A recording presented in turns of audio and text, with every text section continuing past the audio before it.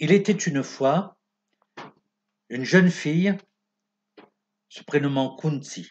Dans sa jeunesse, elle avait reçu un don de la part d'un grand sage, une formule secrète et sacrée capable d'amener devant elle le Dieu de son choix. Si tu appelles un Dieu par cette formule, l'avait initié le grand sage, tu concevras un enfant selon ton désir. Kunti le remercia respectueusement et se promit de n'utiliser ce bienfait qu'après son mariage. Cependant, la curiosité l'emporta.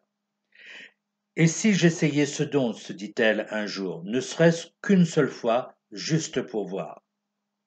Elle pensa au dieu du soleil et prononça la formule de la manière indiquée par le sage. À sa grande surprise, le dieu du soleil surgit devant elle dans toute sa splendeur.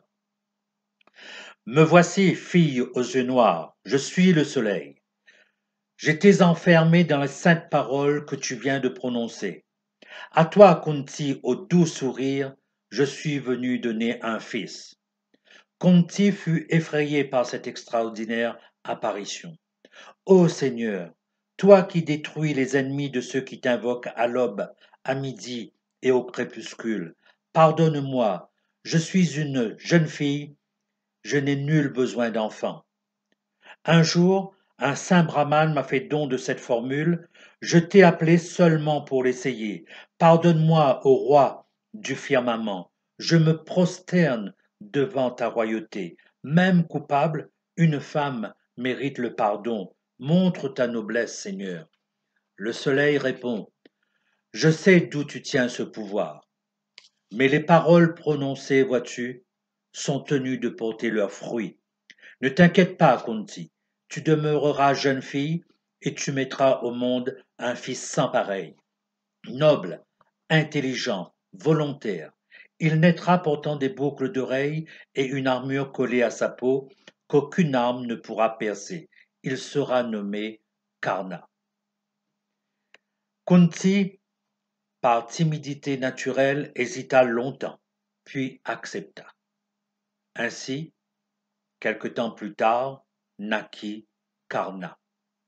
Il portait des boucles d'oreilles et, comme son père l'avait prédit, son corps était recouvert d'une armure adhérant à la peau, comme une cotte de maille. Cependant, Kunti eut honte de présenter à ses parents l'enfant né hors du mariage. Ne sachant comment s'en défaire, elle déposa le nouveau-né dans un petit panier d'osier et l'abandonna sur une rivière. Karna ne périt pas. Un couple de charretiers n'ayant pas de progéniture découvrit le nourrisson et éleva Karna comme leur propre enfant. Retenons bien le prénom de Kunti, qui à ce stade de l'histoire ne sait pas qu'elle va mettre d'autres enfants au monde.